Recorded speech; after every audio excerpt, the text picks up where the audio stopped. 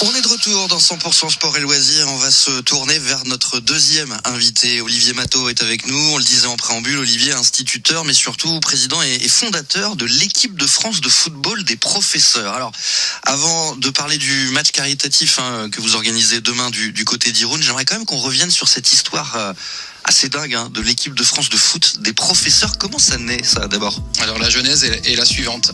Nous sommes en 2018, c'est sur le parvis de la préfecture de Bobigny. J'ai eu la chance de recevoir les palmes académiques. Voilà, je suis récipiendaire des chevaliers des palmes académiques.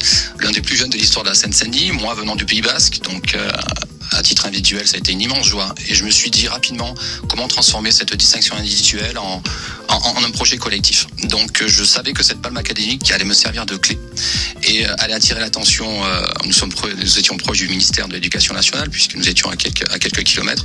Et je savais qu'à travers ce projet collectif et en parallèle cette création d'équipe de France de football des professeurs, j'allais attirer l'attention du ministère et fédérer le corps professoral parce que nous en avons bien besoin.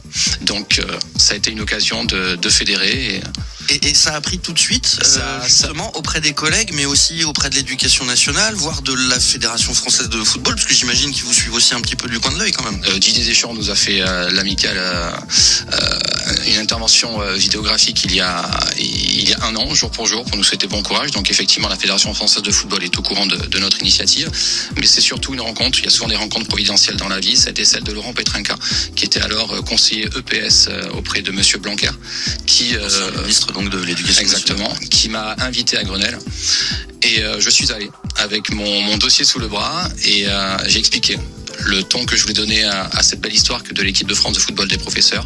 Il a adhéré de suite. Il m'a présenté Monsieur Blanquer, qui malheureusement partait quelques semaines après, puisque le gouvernement avait été modifié. Et donc ça a été un élan incroyable. Donc je remercierai jamais assez Laurent Petrinka de m'avoir permis d'être effectivement le fondateur de l'équipe de France de football des professeurs. Il y avait un but derrière cette fondation aussi, dans le sens où ce but-là allait ensuite aider d'autres associations. Il y a toujours eu ce fonds caritatif derrière. Exactement. L'approche est essentiellement caritative. Le projet est collectif et caritatif, c'est-à-dire que chacune de nos sorties est conjuguée à une association. C'est-à-dire que je me souviens encore à Issy-Moulineau, lors de ce premier match, nous avons joué pour l'association Aurélie, voilà, une association basque d'où je suis originaire, et nous avons récolté 500 €. Voilà, 500 € pour notre première sortie. Ensuite, je me souviens encore de la seconde sortie, c'était au Camp des Loges. Moi qui suis féru de football et amateur du Paris Saint-Germain. Ah, supporter du PSG donc. Tout à fait. Nous avons joué donc au Camp des Loges